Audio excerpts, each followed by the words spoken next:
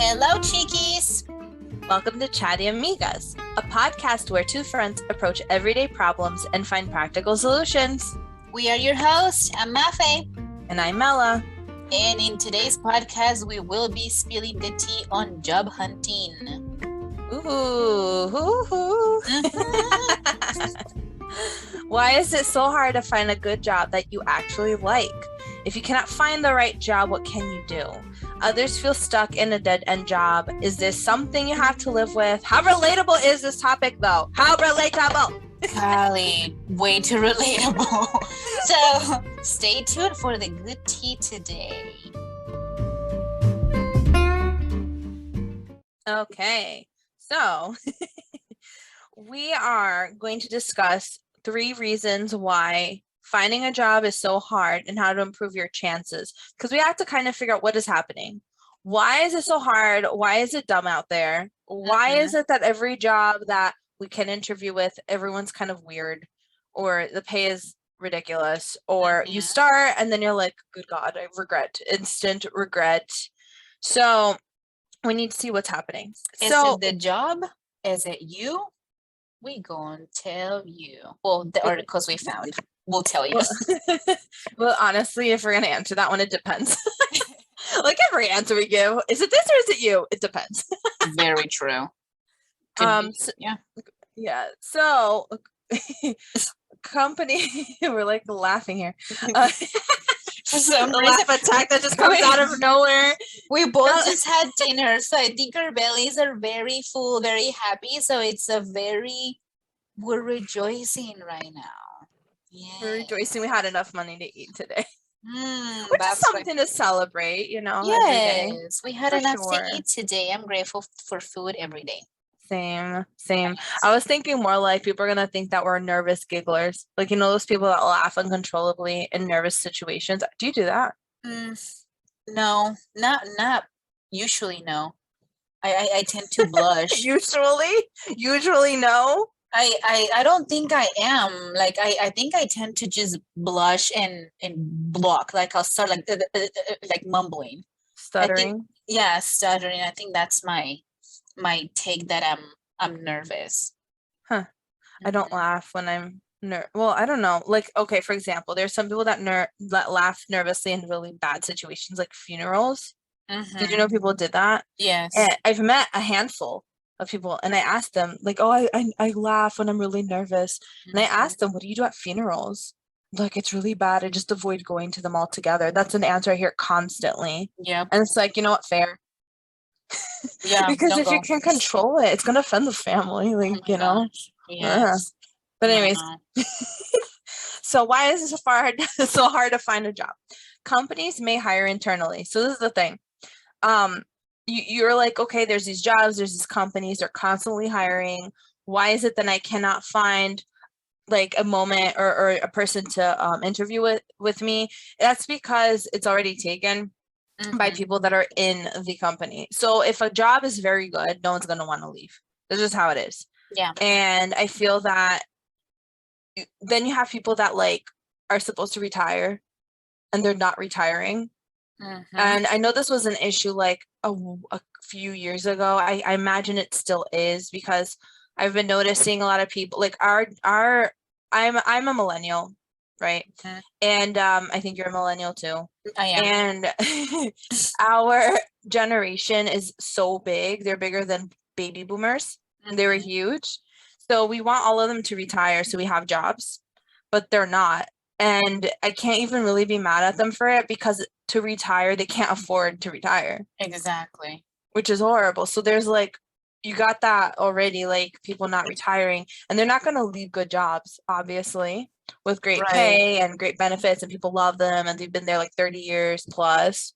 They're not going to leave. So you got that happening. And then when that person does decide to retire, if that happens, or they move up position, someone has a position and they move up, the company is going to want to hire internally. They give everyone inside the business a chance first. So it's exclusively open to external it's not exclusively open to external applicants. The hiring company might look more favorably on a candidate they already know. because they don't know who you are coming in from the outside. And an external candidate must be able to make a strong first impression in order to be given equal consideration to an internal candidate. So you have to take that into consideration. If you're applying for a company, that's huge, and they have a lot of people working in there, you have that as a problem. Mm-hmm. That's true, and it's very true. I've known at least a couple of men that just won't retire. Like I remember my high school. Gosh, what was it? It wasn't a horticulture class, but it was something flower, like plants related. Because he even had a little Biology? greenhouse.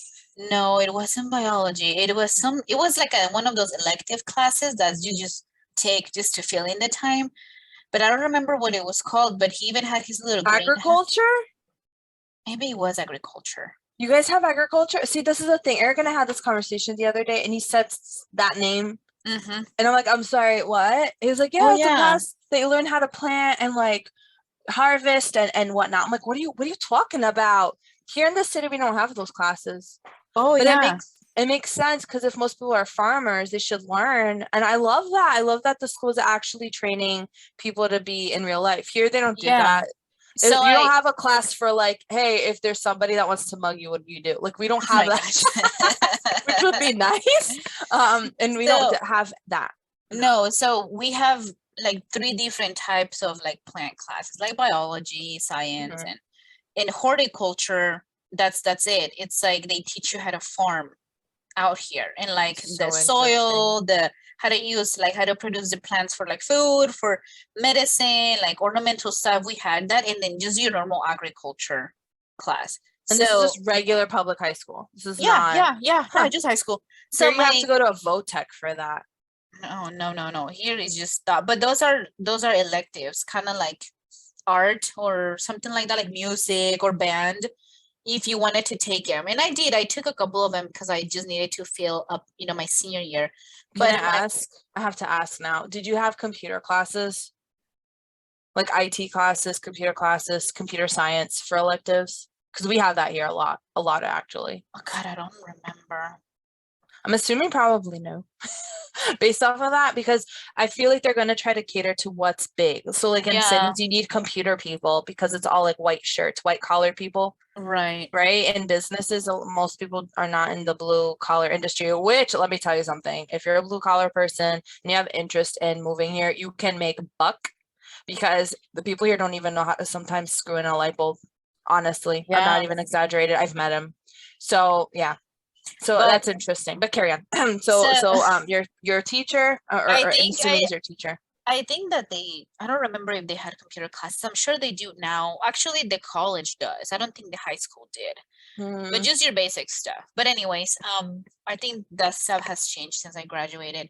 But my teacher at the time I was in my senior year, he had already been teaching for 50 years. Oh my God. And he was supposed to retire my senior year, and they did like a whole like monument thing for him at the high school for his 50 years of service. And he's like, I'm not retiring. And he didn't. And a few years ago, I went to the high school because I needed to pick up one of my friend's daughter as a friend, as a friend, no, as a favor. Okay. My brain, as a favor. And I asked her, I was like, oh my gosh, Burns, Mr. Burns. I said, is Mr. Burns still here? And she's like, oh yeah, he's an agriculture teacher. I was like, oh my gosh, she's been teaching for like 65 years or 70 years now. I don't even know. 65? You're not that old. No, but have you been out of high school for 15 years? 12. No, 10 years. See, that makes a difference. Stop that. But like, he's now been teaching for like 60 years. Now we just told the listeners how old I am. Thanks. So like, then what? Do they push them out? No, because he's still like sane enough to teach. I mean, his class is basically from a book, and he just goes through the lesson, and kids are just there to be there. And he takes us to the greenhouse, and we plant, and he talks about it, and that's it. He's pretty chill. He was a little grumpy, but he's a sweet little man. I don't know what's up with him now. He's a grumpy, sweet little man. Yeah, I don't know where he's at right now. But anyway, so I know that in another gentleman on a insurance company, I think he's in his 80s and he just won't retire. Oh my God. But you know, I think there's a fine line between not retiring because financially they cannot afford it and not retiring because they want to keep a routine. It keeps them healthy. It keeps them mentally healthy, physically healthy because they're active. So I can see that. It just is frustrating for the others that want an opportunity and then like time keeps happening. It's like I can't find a job that's decent. It is hard out there, especially if even in big cities, it's been very difficult. The competition is ridiculous. And then if you do find either you compete, like I know a person that when they wanted this big, like fancy job and they had to interview 3 different times, like that's so exhausting. Yeah. For the same company. Like they'd like interview you, like, okay, we'll move you up to the next level. And then they interview you three times until they decide whether they want you or not. That's like a week, 2 weeks of wasted time if they don't want you. And then you have to do it all over again. It's like, okay. So it can be frustrated with frustrating because the competition, or sometimes there's a job that desperately wants you, and then you start, and then it's like, oh my gosh, I regret it. Like I need to go. Like I can't be here. It's just square one again. So yeah, so that's something to consider. Most jobs, the companies may hire internally. And then there's another reason why. Go ahead. Oh no, just saying. Oh. Many jobs are also never publicly posted.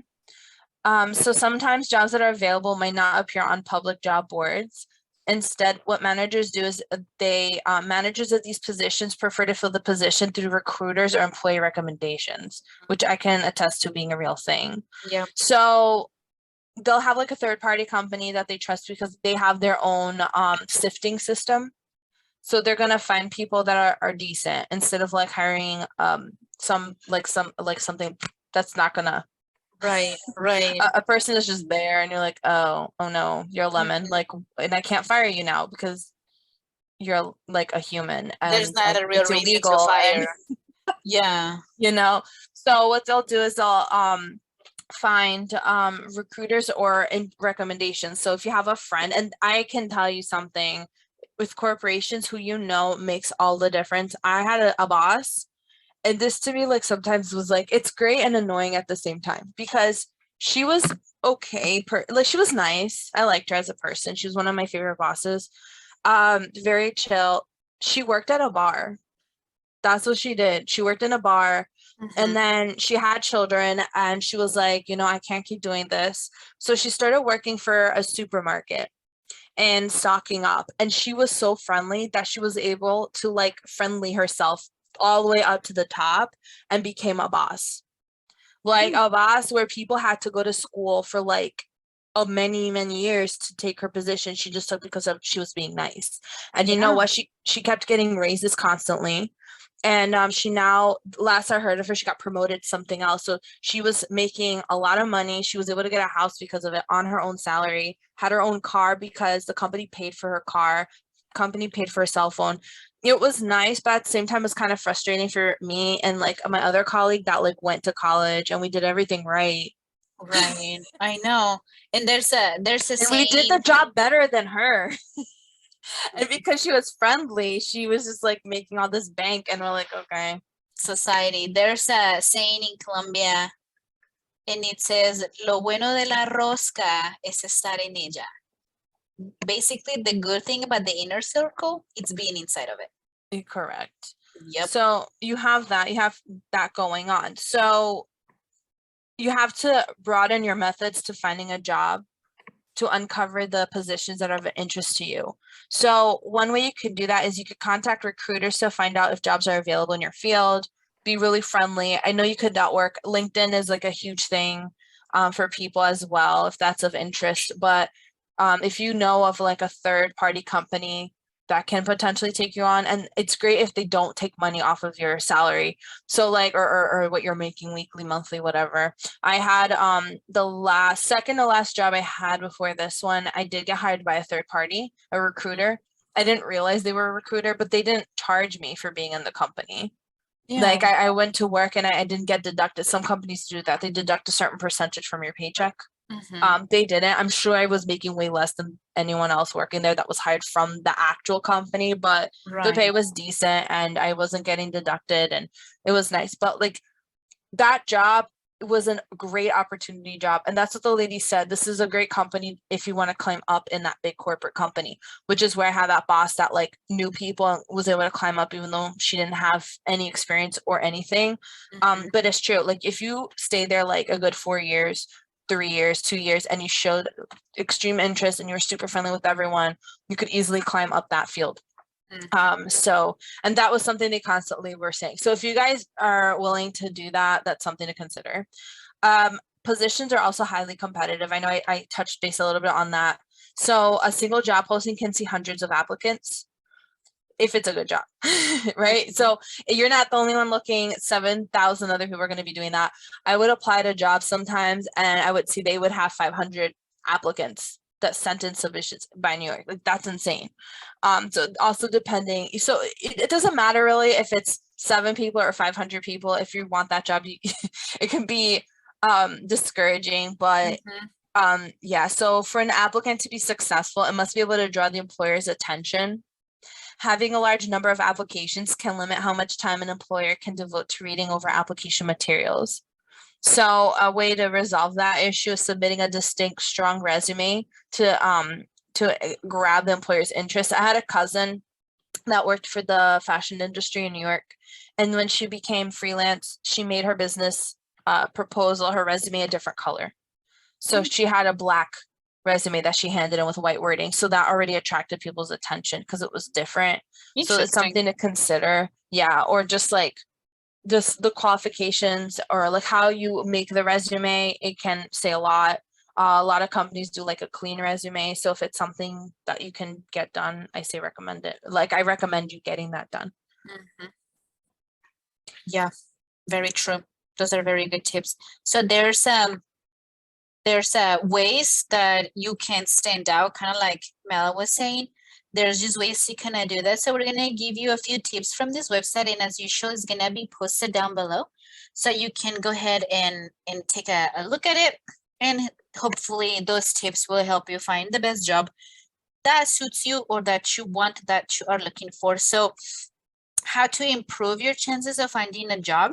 First, we got to understand like the obstacles that we face in the job market. That it will be the first step to overcoming them. So to improve your odds for success, the first one is to keep your resume updated and tailored to the position.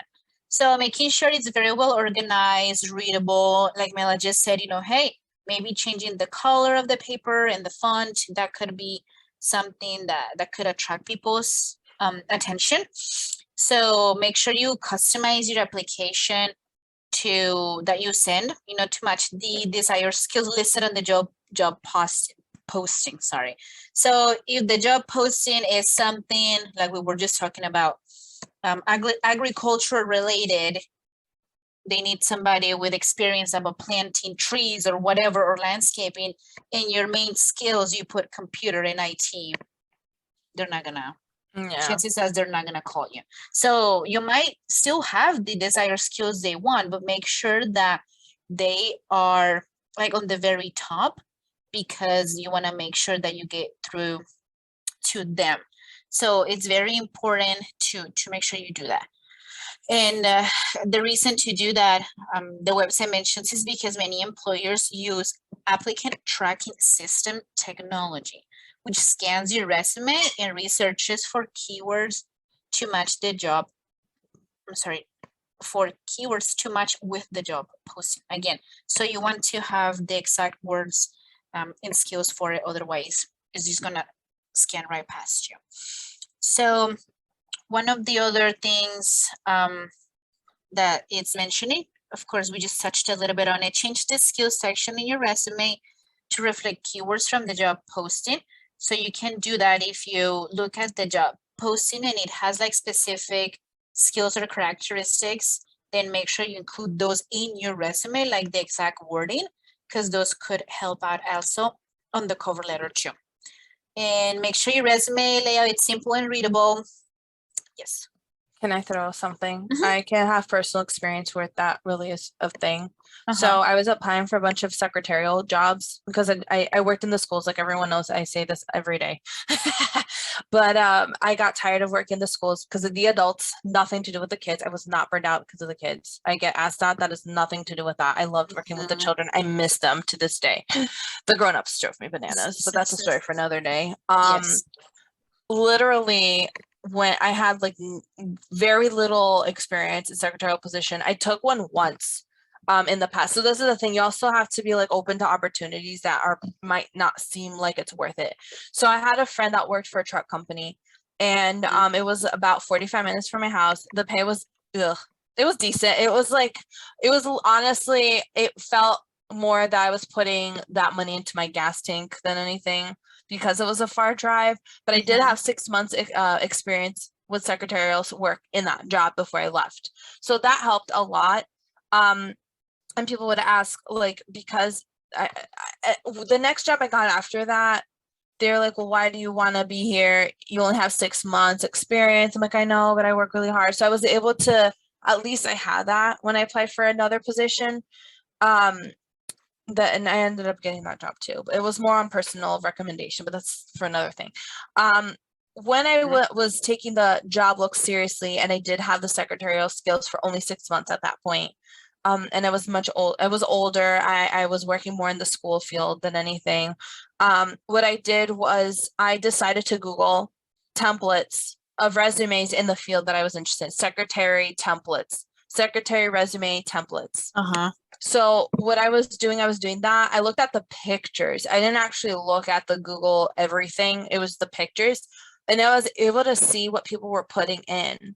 And if I didn't know what a word was, I literally would just Google, what is this? And I would see if I actually had that experience, because that's what the ATS system is looking for. It's looking for those specific words that the boss purposely put there because they don't want to read 500 resumes. They'd rather read 30. Right. So look up what people are putting out, what's up to date, and put 2022 or whatever year it is when you're listening to this, if you're looking for a job, and and like look it up and then add them to your resume, because the system will pick you. And I've had that happen. I received way more interviews that way. It made all the difference for me. And I did have the experience. And sometimes you're like, but I only did this for like 3 months. It doesn't matter. You have experience. I only did this for like casually for fun. It doesn't matter. You still have experience. Like, throw it in there. It doesn't matter. It's fine. I guarantee you're probably way more experienced than the next person that says they have it, because that's just how it is. People aren't always honest, and you have the experience, and they probably have 2 days experience, which even then, put it in there. You did it. You know what I mean? Yes. So I just felt like I really wanted to mention that that is a thing. Yeah, no, that's good. Thanks for sharing your experience. I think that helps people understand that this legit happens more often than we probably knew. So it's good to be aware of these things. And actually, before we continue, when you were talking about remembering, I just remember, for those of you that have been listening, like, constantly to all of our episodes, you guys will remember that we talked about taking our moms rock climbing as an activity, like as a bonding activity, and we were gonna ask our moms if they would go rock climbing. And then, if you guys remember, I said that I was pretty sure that my mom would do it. Well, I asked her, and she says yes. She said yes. When are we going? So see, I know your mom better.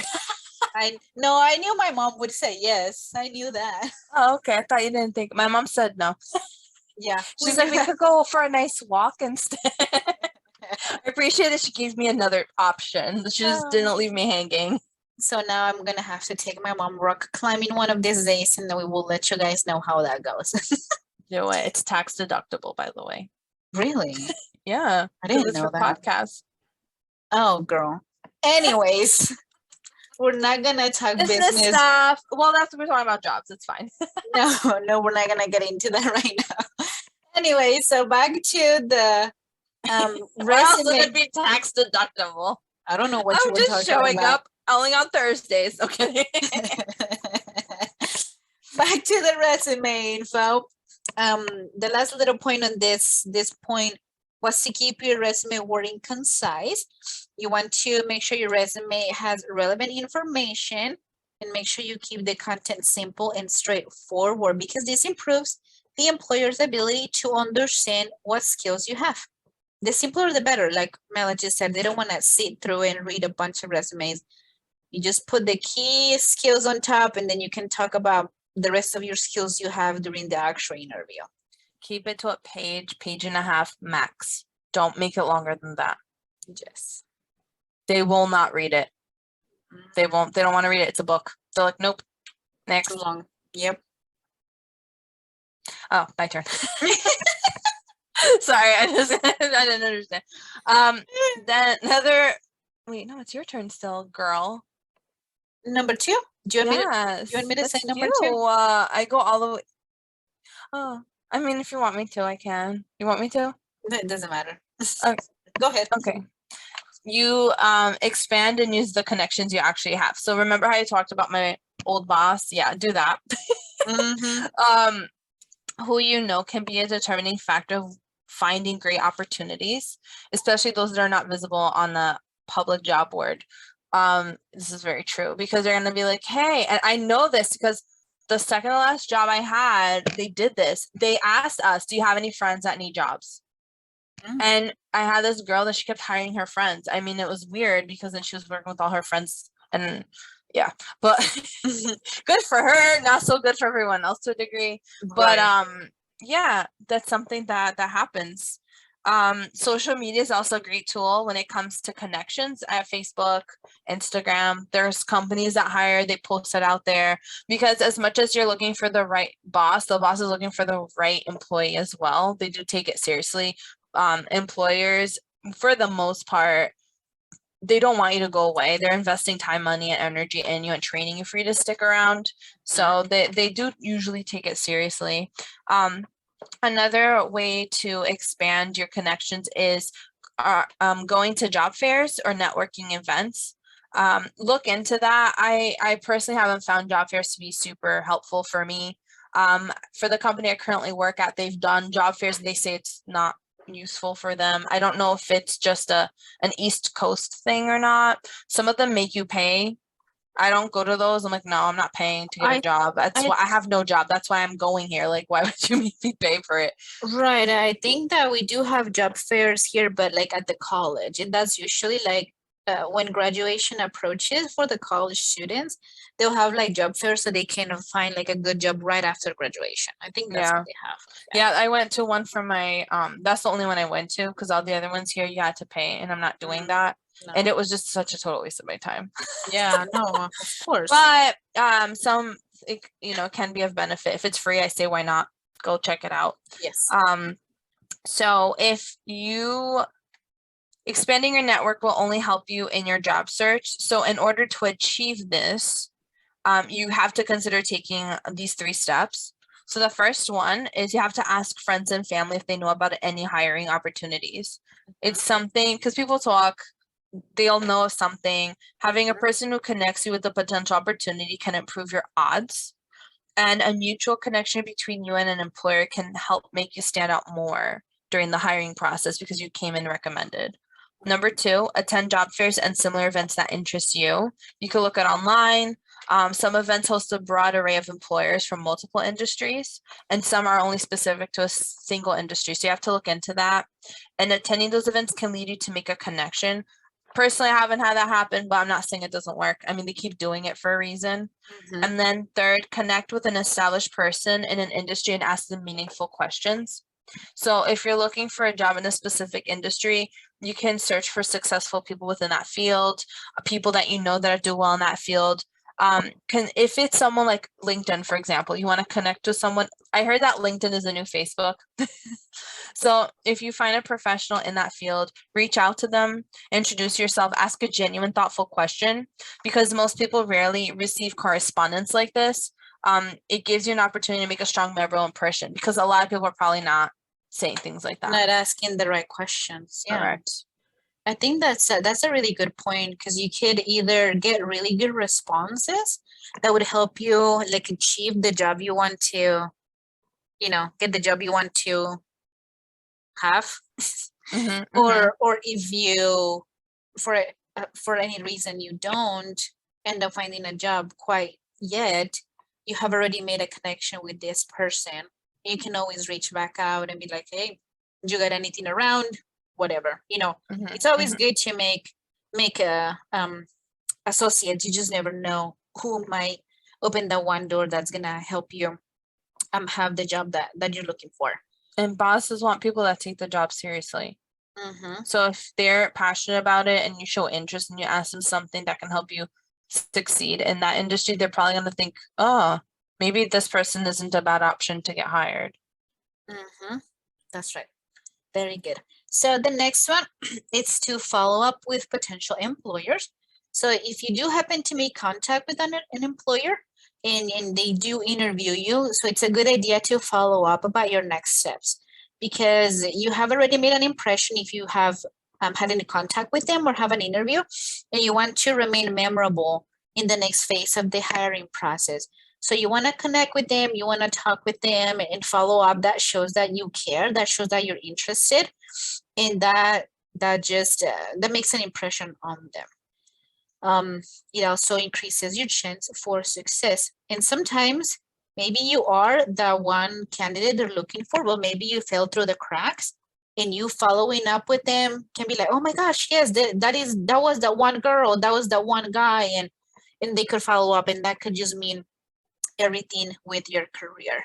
Yeah, and managers are people. They're not like this thing that are like untouchable. Don't put them in a pedestal. So it can be intimidating, but it's often an expected and okay part of the application process. They're not going to be like, oh, who are you? Like, why are you reaching out? They're also people. Yeah. So, and do you really want to work for a company that you're not allowed to ask any questions to? Also, that's something to consider. Exactly. So the next 3 little tips to help you follow up with potential employers. The first one is to follow up 1 to 2 weeks after applying to introduce yourself personally, because the initial application process can take time before employers move on to the next step. So if you haven't heard back, then like 1 or 2 weeks after you apply, that you can just reach out to like the boss, the hiring manager, HR, whoever, introduce yourself, and that might prompt them to look at your resume and be like, well, this person is really interested, they're really following up, and they want to know what's happening. So you will prompt them to check your resume out and follow up. I did it after 3 days if it's a very small business, like mom and pop. In 3 days, I would just reach out to them. Because if they're hiring, they need someone immediately. If it's a bigger corporate or something like that, 1 to 2 weeks. I would stick more on the 1 week. I was gonna say, I think the 1 to 2 weeks it's a big window. I would follow up in a few days. Like I think like 4 or 5, 3 to 5 days personally. We're not trying to come off desperate, but I don't think they'd be mad. I haven't had anyone be mad at that. 3 to 5 business days. Yeah. Send a thank you email after every interview, because when you talk directly with an employer during the hiring process can make you also more memorable. And so sending a thank you email the same day after an interview, it's a very professional gesture that shows the appreciation and that you truly are interested and you want to proceed with the opportunity. I cannot tell you how well that works. I've gotten jobs just from that. I've had someone else that sent them a thank you. They got a job because of that. I think it's just very important to show that person, the personal touch. And even if you do get like the interview and you don't think it's going to be a good fit, don't wait for them to reach out. If you don't think, just be honest with them right away. I think that would help them also just move on with the process a lot faster too. They're nice. I don't waste my time. If I'm not interested, I don't. Yeah. Well, then I don't really apply, but. Well, I mean, I've just said it. If you go, like if you go and you realize it's not the fit, tell them in the moment. Don't. Yes. Yeah. Make sure don't wait 3 days later and be like, thanks, but no thanks. Oh, don't wait 3 days. Yeah. Make sure you tell them. Be open with them too.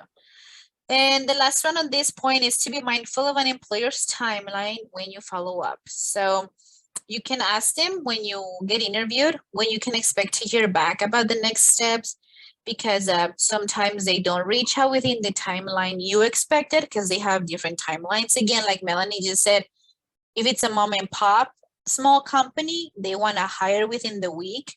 If it's a large multi-billion business company, they might literally take like a month to hire. So you want to be mindful of that. So if that's the case, just it's good to wait like 2 or 3 business days before you send a follow-up email asking about the process. But make sure to follow up if you're really interested on the job. And with that said, I feel that it's a great segue to tea time. You want to do tea time? Let's do tea time. Tea time. Woo! So tea time is when we answer one question that has been submitted to us by one of our listeners. And today's question was sent to us by Anonymous. Thank you very much for the support. Thank you. Thank you. So,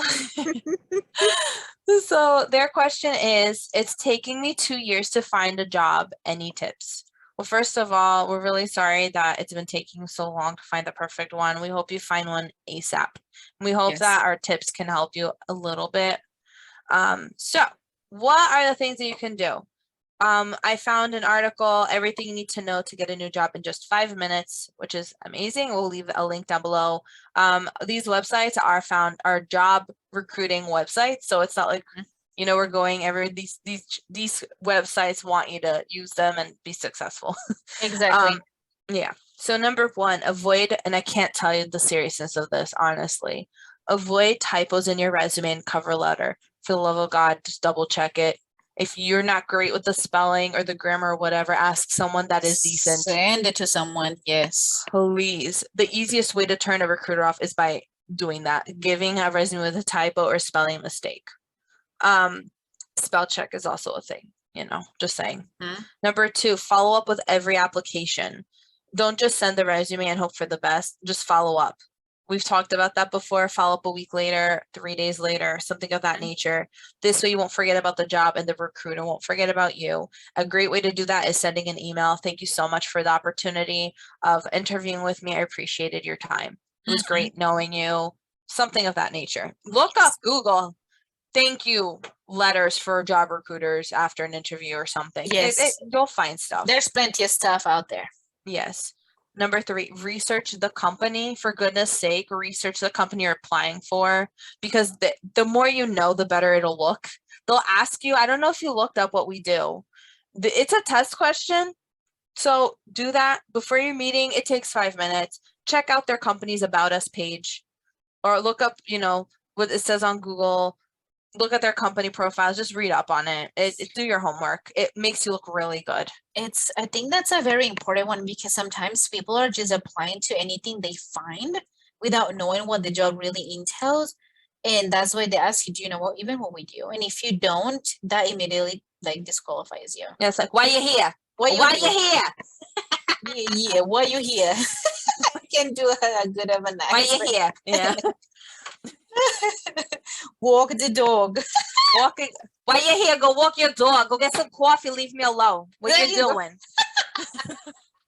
Oh, that's just so awesome. Number 4, work on and nail it. Not just work on it, nail it. Your elevator pitch. What is that? What is an elevator pitch? It's that 30-second thing that you do on who you are, what you can do, and what you're looking for. It's like your biography, like on social media, when they said about like bio, this is what it is in person. It's an elevator pitch. Why is it called an elevator pitch? Because that's how people used to make sales in elevators back in the day. You had like 30 seconds. So they'd work on it in an elevator. You've seen it in the movies. Like you see a person jump in the elevator, please let me have 5 seconds of your time. And they go, that's where the term elevator pitch came from. So that's basically what you're doing. You are going to, yeah.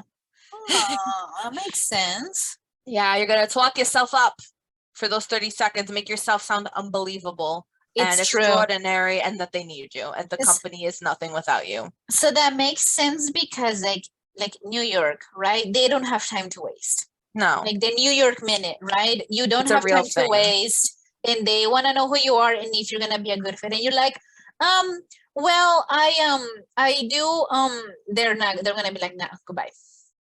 You need to know who you are. You got to work on and nail your elevator pitch. Have this memorized so you can better market yourself to potential employers and professional contacts.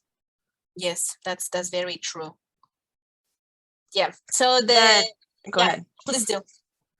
Then the fifth one, send a thank you note. We've mentioned this. We're like constantly bringing it up. It's a thing. A lot of people don't do it.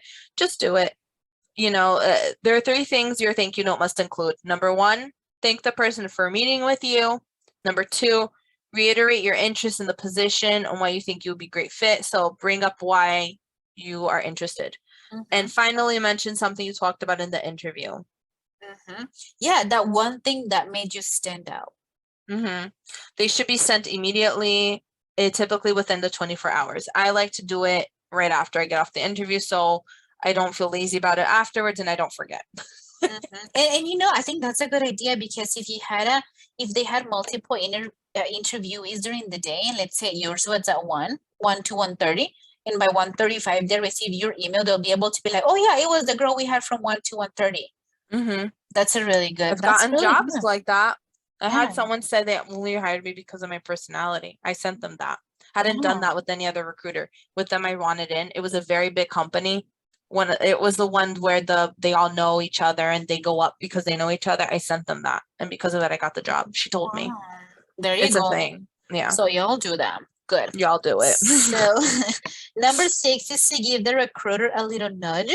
So if you feel like you've been ghosted by the recruiter, you should just follow up. This website says to give them about 10 days after the interview if you still haven't heard back. So just checking my email and just being honest and letting them know, hey, I just wanted to see if there's a status update on the position, or on my application, something like that. So just reference the job, since the recruiter might be juggling multiple openings. So make sure you do that. Number 7 is to determine your desired salary. So when you're filling out applications, sometimes they're going to ask you what your desired salary is. And this is where most people just draw a blank. So if not if, because we have already talked about those tracking systems, they automatically reject candidates whose salary requirements are higher than the set dollar amount. And so you don't want to price yourself out of the running, even, or you could enter like the lowest number possible. So they recommend putting like $0 to $1, so you'll have a chance to get a foot in the door. So that was very interesting. I have to say I don't really agree with that one. Neither do I. That's like weird. That's if you just want to go in a company, you just want to work for a company. I've gotten to a point in my life where it's like, nah, either it's this amount or I don't want to deal with you at all. Yes. I can see it can work in a certain way though. If you put $1 or $0, they'll hire you, they love you, and then you say, well, I want to get paid this much. Oh, but it's a little bit more than what we thought. And then it could open a way to negotiate, so you get paid higher than what they originally were thinking, but you're still worth it. Or 2, they'll love you so much they'll give you what you want anyway. It does happen. With the current job I have, I wanted more than they thought, and I told them, well, this is how much I'm asking. Times are hard, it's just so expensive, and I'm only working these days and these hours, so this is how much I want. And you know what, they loved me and they did it. So don't be afraid to like stick to your number, because you're not there for your health. You're not going to work for your health. You're going to make money. Everyone knows this. So, it depends. Are you looking for an opportunity just to get your foot in the door where they might say, no, sorry? Or are you looking to actually just get paid that amount? When I look at job search engines, I filter it to the amount I want to get paid already. So that already weeds out people that are cheap and not going to pay me. Exactly. And I think that's very true. So that's actually number 8. So we'll talk a little bit more about this. It says to take charge of salary questions. And of course, that could be kind of impossible and kind of like more unnerving than anything else about the interviews, talking about money and the salary. But you don't want to set the bar too low based on your current pay, but you absolutely don't want to go like too high to where they'll take you out of the running for the position altogether. So if you're asked about your current salary, or you don't want to talk about it, you can also dodge the question by getting the upper hand and instead turning the question around and asking what the range is for the position. Then you can say the salary you're looking for. I think I think that could work either way. Like you were saying, I am a firm believer also in saying, well, this is what I want. And also I usually like to aim a little bit higher because they can say, well, you know, this is actually what we were looking for. And that, like you said, that opens up a negotiation. And usually you can kind of find a good in between where it's the right amount that you actually knew you could earn, but it's always good to just aim a little bit higher just in case there's a good chance that you can get it. But yeah, don't be ridiculous. Don't like make $10 an hour, know you're worth 11, 12 and ask for 40. Right. Like, don't do that. But you can ask if you're making 10, but you feel like you're worth 12, ask for 15. Yes. And take it from there. Exactly. I think that's really good. And if you're kind of feeling comfortable about it, you can just ask, like it said, turning the question around in it and ask, what's the range for the position? And then you just pick a good number that you're comfortable with and stick with it. Take charge. They also like people that are sure of themselves, that know what they want.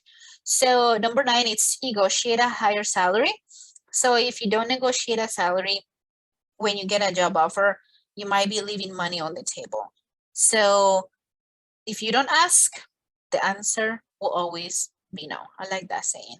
So you can always just try to put some extra, like if you can put some extra cash in your pocket, like do it.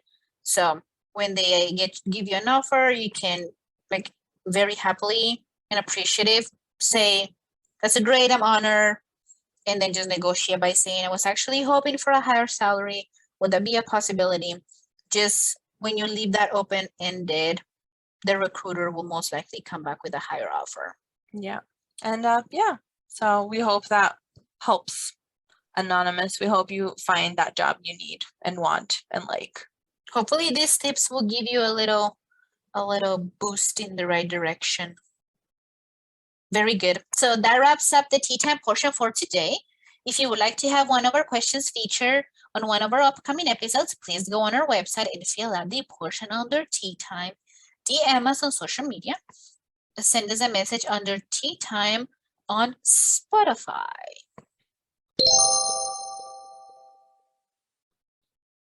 So we also found an article we feel really can, because sometimes, okay, my brain's running too fast. We found an article that talks about how do you know that you're stuck in a dead-end job and what to do about it if you are, because sometimes we just want to change. It's not necessarily that we don't have a job. It's just that we feel stuck. It's like, is it me?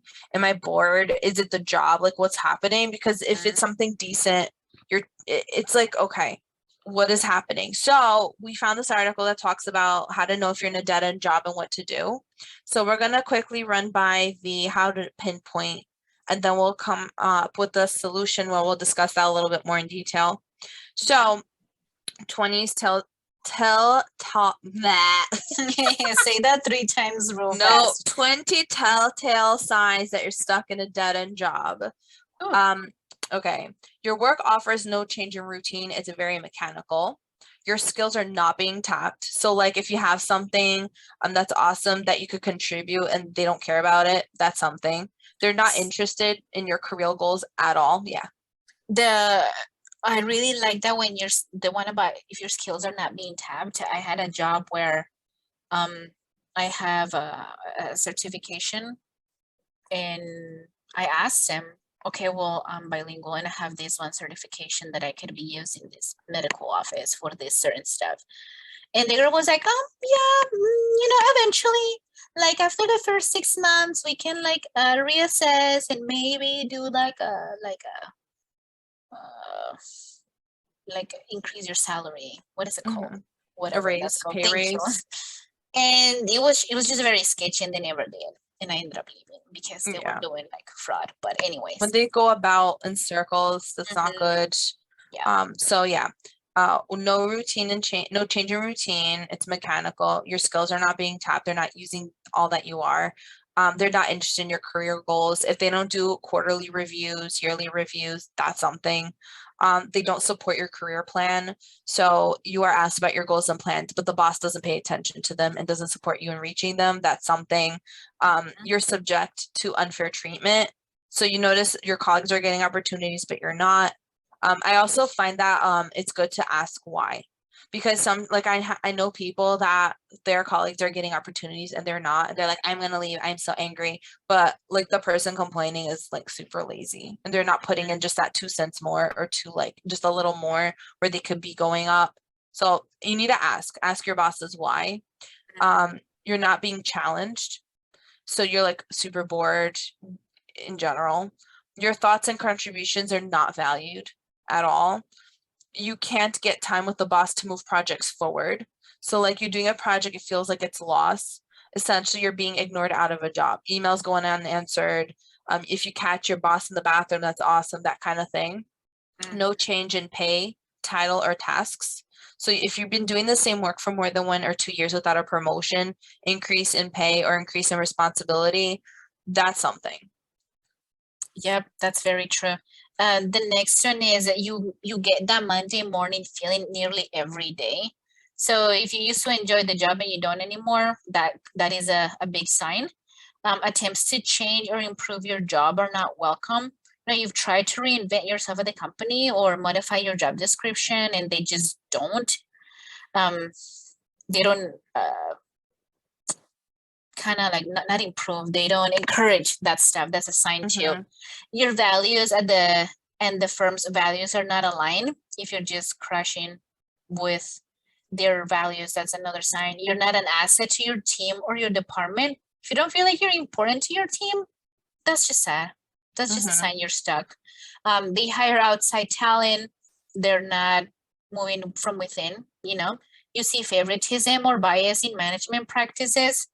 Like if you're not on their good side, then you're going to be stuck doing what you're doing forever. Your employer is sinking. So like if you research and discover that your company is not doing too well, their profits are not moving, or they're actually going down, or the industry is just not growing, then you might want to reconsider. Yeah, many layoffs too is something. If there's not projects coming, I left the job because of that. They weren't getting jobs in, too many layoffs, too many people in and out. They weren't growing. I honestly feel in like 6 to 8 months, they're gonna like close out personally. I found out, yeah, like 5 other businesses he failed. So that's something to consider. Your employer is thinking it's serious. Yeah. The next one is you're too comfortable. If you are there's a sense of too much comfort. The next one is that you're not being compensated fairly. Like now, you know, if you're made to feel unfortunate to receive a paycheck or that you're being overpaid, those are red flags. You always should be getting paid more, like having raises for your job, for your work. Yeah, the one company I think is going to fail in a few months, he literally looked at me and was like, why am I paying you? Like, why is your time valuable to me? I'm like, I'm literally wearing 7,000 hats and keeping you from going to jail, but okay. Jerk. Like, that's not good. Then next one is a machine can do your job. If your role is becoming obsolete, then you know. And the last one, there's no praise in sight. No matter what you do, you just can't seem to please them. Like if you move mountains for the company and the silence that follow is deafening, you know that you're probably stuck at a job. So what can you do?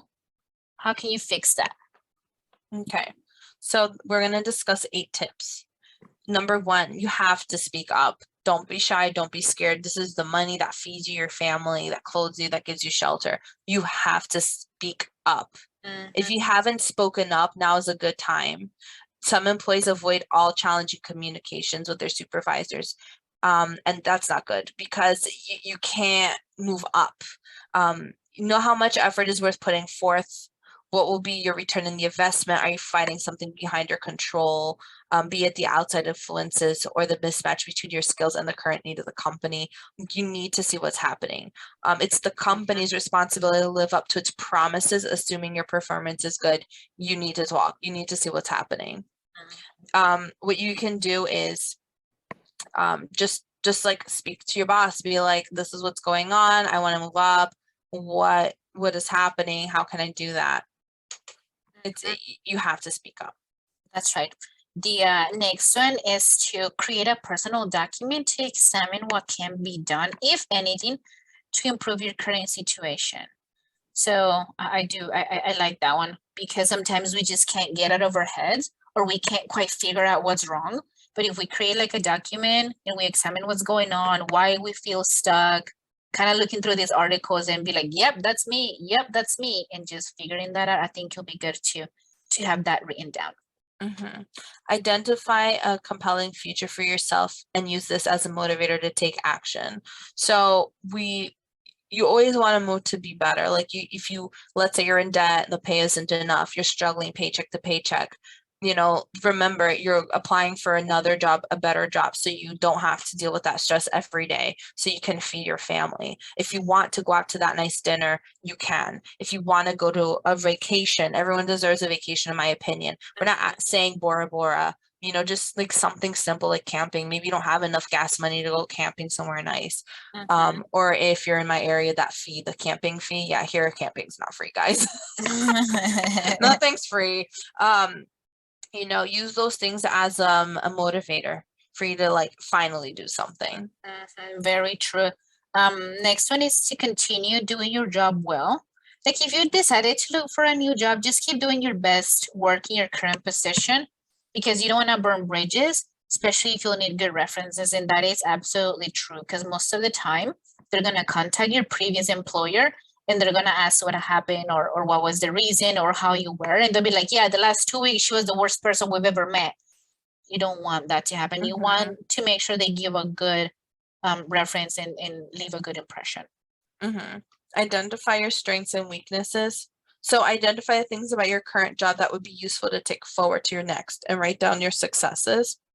So you can always learn, have a learning situation, a learning moment in everything you do. And then you can figure out how you could improve with certain things you're not doing so well in that job before you search for a new opportunity.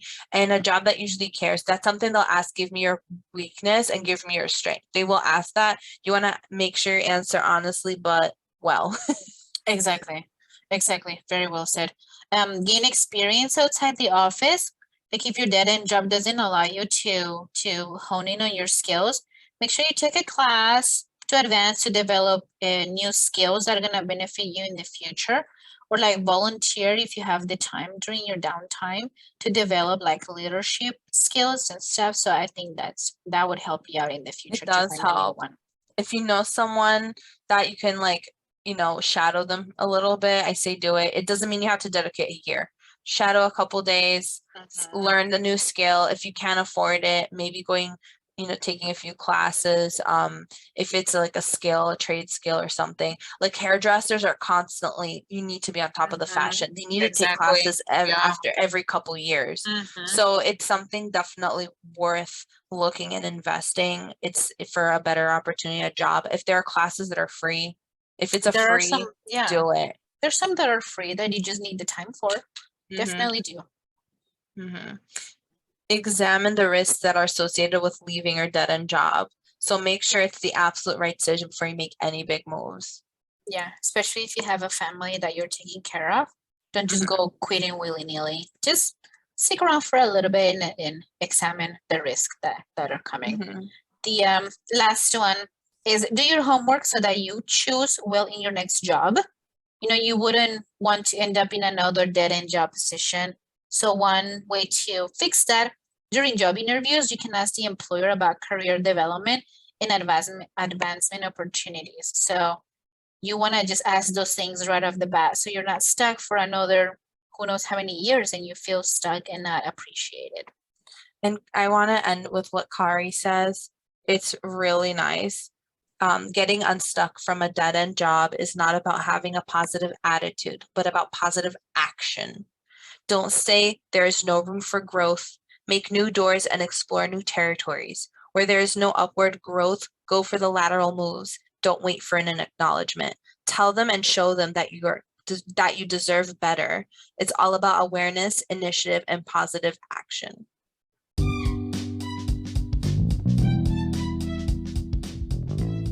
That is it for our podcast today. Thank you so much for listening, and we sincerely hope you liked it. We would love to know what you thought about our episode, so feel free to please leave a comment. Feel free to let us know feel free to let us know what topics you would like for us to discuss in the future. Please subscribe, give us a like, a follow, and or a 5-star rating. Please, that's going to help us out a lot. If you would like to hear more episodes like this one, follow us on every social media platform at Chatty Amigas. Thank you so much for listening, Chiquis. We will be back every Tuesday with the tea. Bye!